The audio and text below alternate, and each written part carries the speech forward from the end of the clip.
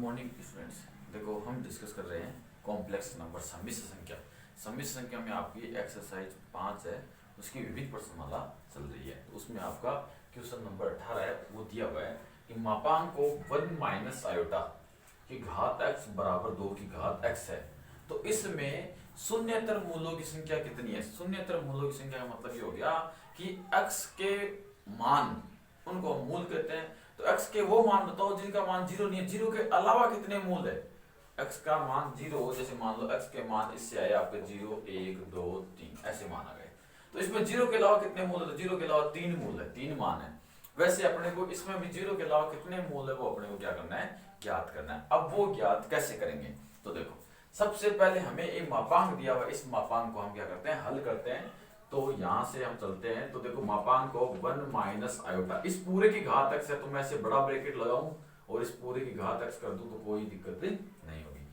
फिर आपका 1 minus iota का मापांक है, तो इसका मापांक सोल्व कर लेते हैं। मापांक सोल्व कैसे होगा कि अंडर रूट के अंदर आयोटा के अलावा जो भाग है उसका स्क्वायर और प्लस आयोटा का जो गुणांक है उसका स्क्वायर, तो आयोटा का गुणांक है ये, उसका स्क्वायर, ऐसे हल होता है। मापांक बराबर 2 की घात x, पता नहीं तो फिर बता देता हूँ। z बराबर अगर आपका x प्लस आयोटा y हो तो मापांक को z बराबर होता है under root x square plus का y स्क्वायर। अब इधर मापांक किया तो इसका मतलब इधर भी मापांक हो गया, तो उसका मान यही तो आ रहा है। इस ऐसे मान हम ज्ञात करते हैं। तो यहाँ आपका आ गया अंडर रूट में 1 और 1 हो जाएगा 2, तो 1 प्लस 1 की घात x बराबर 2 की घात x। तो यहाँ आ गया आपका अंडर रूट 2 की घात x बराबर, इधर हो गया 2 की घात x। अब देखो अंडर रूट 2 है, इसका मतलब अंदर वाले 2 की घात 1/2 है। तो अंदर वाले 2 की घात 1/2 है और इस पूरी की घात x है बराबर 2 की घात x। अब देखो घात ये आपका आधार है, आधार की घात है, घात की दोबारा घात तो घात है, आपस में क्या होती है? गुणा होती है। तो यहाँ जाएगा 2 की घात x/2 बराबर 2 की घात x। अब सुनो, अगर दो चीजें बराबर है, उनके आधार बराबर है तो घातें भी क्या होगी? बराबर होगी। अगर ऐसा ही होता कि दो चीजें उनकी घातें बराबर है और वो पूरा बराबर है तो उसका आधार भी क्या होगा? बराबर होगा। तो यहाँ क्या होगा? आपको हमें x के मान निकालने, इसका मतलब आपका x/2 बराबर क्या हो गया? x हो गया। अब 2 को उधर मल्टीप्लाई कर दो तो आपका x बराबर हो गया 2x। अब x को उधर भेज दो, इधर तो बचा 0, तो 2x माइनस x, तो यहाँ से x बराबर कितना आ गया?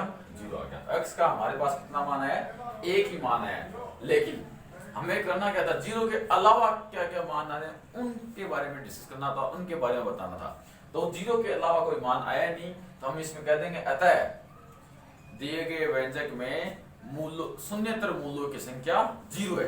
ये वाला 0 नहीं है, मूलों की संख्या ही नहीं है। मूलों की संख्या नहीं है तो मूलों की संख्या कितनी है? 0 है, 0 है। ये 0 के बारे में बात नहीं करिए, तो x का मान है। हमें कितने x के मान आ रहे हैं उनकी संख्या पर डिस्कस करना है, तो x का कोई मान नहीं आ रहा, तो शून्यतर मूलों की संख्या 0 है। ये इसका क्या हो गया? आंसर हो गया। अब चलते हैं आगे।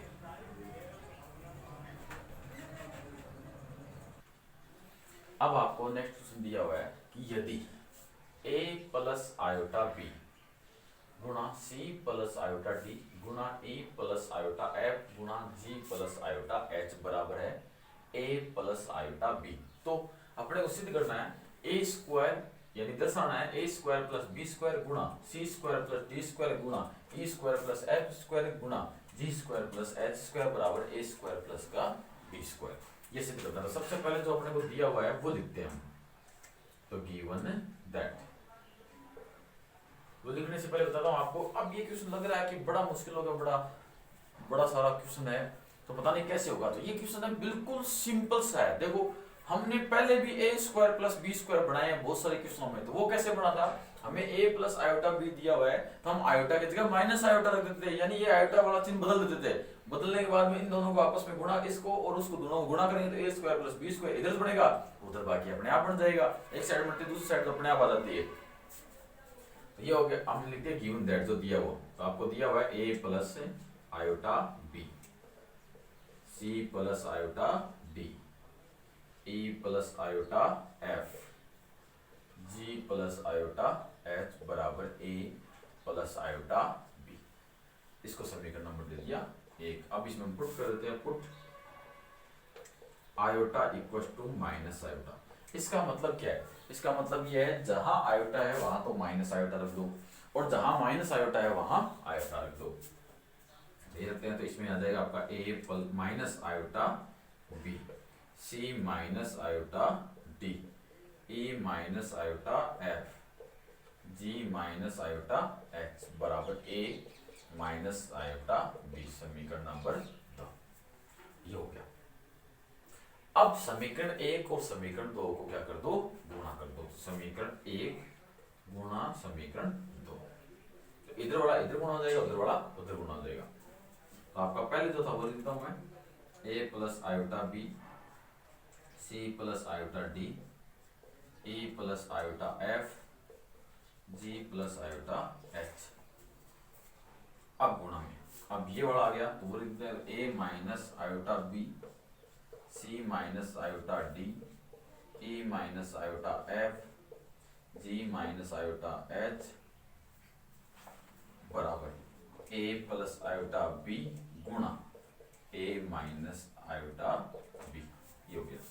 अब यहाँ देखो फॉर्मूला बन रहा है, ये दोनों पद सेम है, आगे वाले दोनों पद सेम है, चिन्ह का केवल फर्क है। तो ये आपका a plus B, a minus B बराबर होता है a square minus B square, वो फॉर्मूला बन जाएगा। यहाँ भी देखो आपका a प्लस आयोटा b, इसके साथ अगर हम a माइनस आयोटा b ले लें तो इन दोनों में फॉर्मूला बन जाएगा। ऐसे c प्लस आयोटा d, यहाँ c माइनस आयोटा d में फॉर्मूला बन जाएगा। e प्लस आयोटा f, यहाँ पे e माइनस आयोटा f है। यहाँ g प्लस आयोटा h, यहाँ g माइनस आयोटा h, सब में फॉर्मूला बन जाएगा।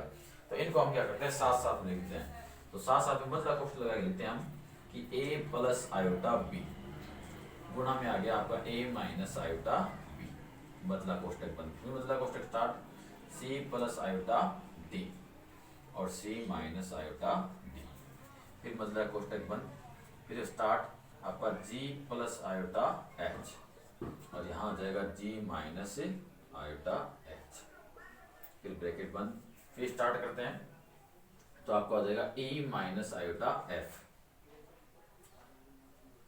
और यहाँ भी कर देंगे हम e, यहाँ plus e minus iota f। ये मतलब कोष्ठक बंद। तो हमने g प्लस आयोटा h है उसको पहले लिख दिया, ये पहले लिखना था लेकिन कोई दिक्कत वाली बात नहीं। हमने चारों को 1 2 3 4 चार थे अपने पास, 1 2 3 4, तो चारों के साथ में इनको अलग अलग लिख दिए। यहाँ इनका स्क्वायर कर देते हैं तो ये हो जाएगा आपका a का स्क्वायर माइनस आयोटा b का स्क्वायर, ऐसे हो गया। यहाँ देखो यहाँ इसमें भी स्क्वायर हो जाएगा, तो मतलब कोष्ठक ये हुआ a का स्क्वायर माइनस आयोटा b का होल स्क्वायर। फिर यहाँ देखो c का स्क्वायर माइनस आयोटा d का होल स्क्वायर।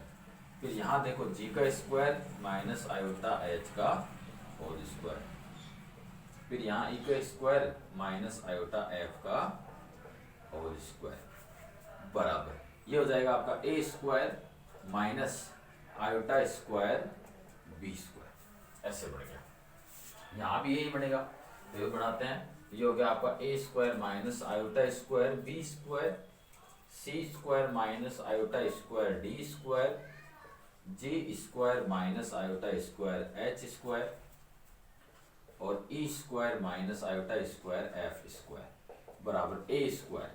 आयोटा स्क्वायर का मान होता है माइनस का 1, वो माइनस और ये माइनस क्या हो गया आपका प्लस, तो ये हो गया आपका v स्क्वायर। तो a square plus b square एक साइड तो अपना बढ़ गया। यहाँ देखो आयोटा स्क्वायर का मान होता है माइनस 1, तो ये माइनस क्या कर देगा, इसको प्लस कर देगा, तो ये बन गया आपका a स्क्वायर प्लस का b स्क्वायर। देखो अपने को जो सिद्ध करना उसमें a square plus b square चाहिए, इस साइड में a square plus b square चाहिए, दोनों आ गए। फिर चाहिए c square plus d square, तो यहाँ देखो c स्क्वायर आयोटा स्क्वायर का मान माइनस 1 होता है, वो माइनस को प्लस कर देगा तो प्लस का d स्क्वायर, ये भी अपना आ गया। अब ये e square plus f square, इसको ना लेके पहले इसको ले लेते हैं। तो यहाँ e स्क्वायर आयोटा स्क्वायर का मान माइनस 1 होता है, वो माइनस और ये माइनस हो जाएगा आपका प्लस, तो ये हो गया आपका f का स्क्वायर, तो e square plus f square आ गया। अब यहाँ इस पर बात करते हैं तो g square minus iota square का मान माइनस 1 होता है, वो माइनस को प्लस कर देगा प्लस h स्क्वायर बराबर ही हो गया आपका a स्क्वायर प्लस का b स्क्वायर, एंड से प्रूव, यानी अपने को यही दर्शाना था, यही अपने को क्या करना था, सिद्ध करना था। तो देखो बिल्कुल सिंपल सा क्वेश्चन था, बिल्कुल हमें केवल आयोटा की जगह माइनस आयोटा रखना था। उससे हमारे पास दो समीकरण बनी, दोनों समीकरणों को हम गुणा करेंगे, गुणा करते ही हमारे पास क्या है, जो चीजें हमें चाहिए थी वो हमें प्राप्त होगी। तो आगे भी अगर क्वेश्चन ऐसे आ जाए, कहीं एग्जाम में संख्या वगैरह चेंज करके आ जाए, कहीं कॉम्पिटिशन एग्जाम में आ जाए, तो ये ध्यान रखना, इसको इसके संयुग्मी से गुणा कर दो। अगर स्क्वायर चाहिए, जैसे z को अगर z बार से गुणा करते हैं तो मापांक ऑफ z का होल स्क्वायर आता है, ये फॉर्मूला है। तो इसका संयोग में क्या होगा, ये माइनस वाला, इसका संयोग में माइनस वाला हो गया, तो इसको इसके संयोग में से गुणा करेंगे तो इसको मापांक का स्क्वायर आ जाएगा। कैसे आएगा, ये चीज भी प्रूव करके बता देते हैं आपको।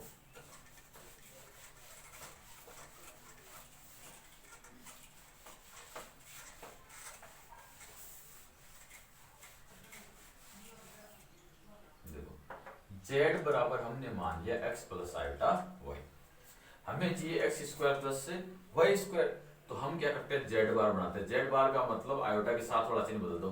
और हम बाकी क्वेश्चन में हमने क्या किया था, पुट किया था आयोटा बराबर माइनस आयोटा, तो वो बात एक ही है, इतना हो गया। अब एक हम इसका मापांक निकालते हैं, तो मापांक ऑफ z बराबर हो जाएगा अंडर रूट में x स्क्वायर प्लस का y स्क्वायर। अब इसका स्क्वायर करेंगे, मापांक ऑफ z का स्क्वायर बराबर, तो ये हो गया आपका x स्क्वायर प्लस का y स्क्वायर, ऐसे हो गया। फिर देखो आगे, इतना होने के बाद में अब हम z को आपका ये बार ऑफ z का बार ऑफ z से गुणा कर देंगे, तो बराबर आपका यहाँ क्या आएगा, x प्लस आयोटा y गुणा x माइनस आयोटा y, तो बराबर। अब यहाँ देखो दोनों पद सेम है, यहाँ देखो यहाँ x चिन्ह, फिर यहाँ आयोटा y, यहाँ आयोटा y, चिन्ह में डिफरेंस है। तो a plus B, a minus B वाला फॉर्मूला होता है a का स्क्वायर माइनस बी का स्क्वायर। तो यहाँ आपका x square minus iota square y square बन जाएगा। आयोटा स्क्वायर का मान होता है माइनस का 1, तो माइनस के 1 की वजह से ये क्या बन जाएगा, ये बन गया। देखो हमें स्क्वायर चाहिए तो स्क्वायर अपना इस प्रकार से आ जाएगा। ये होता क्या है, ये आपका देखो मापांक ऑफ z का होल स्क्वायर, तो यहाँ आ गया मापांक ऑफ z का होल स्क्वायर, तो ये फॉर्मूला हो गया। अगर हमें स्क्वायर चाहिए रियल भाग का और इमेजिनरी भाग का, दोनों प्लस में हो, तो उसको उसके सहयोग में से क्या करना पड़ेगा, गुणा करना पड़ेगा। अब चलते हैं आगे। अब आपका क्वेश्चन नंबर 20 है और ये आपकी एक्सरसाइज का लास्ट क्वेश्चन है। तो देखो इसमें क्या कह रहा है, इसमें ये कह रहा है कि 1 प्लस आयोटा बट्टा 1 माइनस आयोटा की घात m बराबर 1 है। तो m का पूर्णांक मान ज्ञात हो। पूर्णांक का मतलब जैसे 0 1 2 3 4, या ऐसे माइनस में मान दो, माइनस का 1, माइनस का 2, माइनस का 3, माइनस का 4, ऐसे पूर्णांक यानी पूरा पूरा मान होना चाहिए, पॉइंट वाला नहीं होना चाहिए, जैसे 1.5 है ऐसा नहीं होना चाहिए। तो हमें ऐसा m का मान क्या करना है, ज्ञात करना है। और वो भी क्या होना चाहिए, कम से कम होना चाहिए, यानी कम से कम कितना ले कि आप जैसे m का मान कम से कम कितना ले कि इस पूरे का मान कितना जाए, 1 आ जाए। उस पर डिस्कस करते हैं। तो देखो सबसे पहले हम क्या करते हैं, इसके अंदर जो बट्टा में आयोटा है उसको हटाते हैं। तो उसको हटाएंगे तो कैसे हटाएंगे, देखो 1 प्लस आयोटा बट्टा 1 माइनस आयोटा, हम क्या करेंगे इसका परिमेयकरण कर देंगे, यानी 1 प्लस आयोटा बट्टा 1 प्लस आयोटा, और इस पूल की घात m बराबर का 1, ऐसा हम कर सकते हैं। ऊपर वाला ऊपर गुणा हो जाएगा, नीचे वाला नीचे गुणा हो जाएगा। तो ऊपर वाला ऊपर गुणा हुआ तो 1 प्लस आयोटा का होल स्क्वायर आ जाएगा बट्टा, यहाँ देखो a minus B, a plus B तो होता है आपका a स्क्वायर माइनस का b स्क्वायर। तो यहाँ हो जाएगा a का स्क्वायर माइनस का आयोटा स्क्वायर की घात m बराबर 1, ऐसे। फिर यहाँ से आपका देखो इसका स्क्वायर खोलेंगे तो हो जाएगा आपका a का square 1 plus iota square plus का 2 आयोटा बटा यहाँ से 1, आयोटा स्क्वायर का मान होता है माइनस का 1, तो वो माइनस और ये माइनस क्या हो जाएगा आपका प्लस का 1 हो जाएगा। इस पूरे की घात m बराबर 1, ऐसे हो गया। तो यहाँ फिर देखो 1 आयोटा स्क्वायर का मान होता है माइनस का 1, तो ये हो गया आपका माइनस का 1 प्लस 2 आयोटा बटा यहाँ 1 रे कितना हो गया 2, ये 2, इस पूरे की घात m बराबर 1, इतना हो गया। अब 1 से आपका 1 क्या हो गया, कैंसिल हो गया। तो यहाँ बच गया आपका 2 आयोटा बट्टा 2, इस पूरे की घात m बराबर 1, 2 से 2 कट गया, तो आयोटा की घात m बराबर 1। अब आयोटा में देखो आयोटा की घात m है, तो m का मान कितना ले, कम से कम मान कितना ले कि आपका 1 बन जाए। तो हम लेके देखते हैं। तो हमने क्या किया, m बराबर 0 1 2 3 4 ऐसे रख के देखा। तो आयोटा की घात हमने 0 लिया, तो आईटा की घात 0 का मान कितना होता है? 1 होता है। तो ये हो गया मान आपका 0 पे आपका मान आ रहा है 1। इसके अलावा देखो 0 में तो हमेशा ही मान 1 आता है, उसके अलावा लेंगे अपन 0 के अलावा हमने कितना लिया? 1 लिया। तो 1 में क्या आ गया आपका? आईटा आ गया। फिर हमने क्या किया? आईटा स्क्वायर लिया। तो आईटा स्क्वायर का मान होता है -1। फिर मैंने आईटा क्यूब लिया। आईटा क्यूब का होता है माइनस आईटा। फिर आईटा की घात हमने कितनी ली? 4 ली थी, जिसका मान कितना होता है? 1 होता है। तो आपका यहाँ एम का मान कितना आएगा? 4 आएगा। एम का कम से कम मान 4 होगा, तब जाके आपका क्या होगा कि इसका मान कितना आएगा? 1 आएगा। मान लेने को तो हम 0 भी ले सकते हैं, माइनस वाला भी ले सकते हैं, लेकिन हम क्या करेंगे? 1 2 3 4 यानी स्टार्टिंग यहाँ 1 2 3 4 से करेंगे। 0 के लिए तो क्या होता है? सभी कोई भी आपकी संख्या हो उसकी घात 0 हो तो उसका मान कितना रहता है? 1 आता है।